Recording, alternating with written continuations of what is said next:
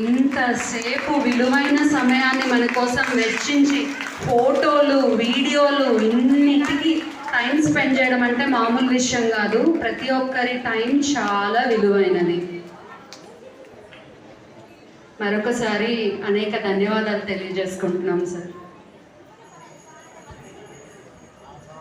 సలహాలు అందరూ ఇస్తారండి, అందరితో పాటు నేను ఇస్తున్నాను.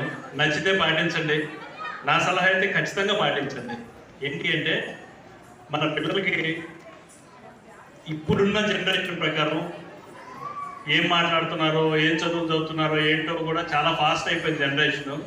కానీ మన సంస్కృతి సంప్రదాయాలు మర్చిపోకుండా, చదువు కంటే కూడా ముందు సంస్కారం అనేది మర్చిపోకుండా నేర్పించండి.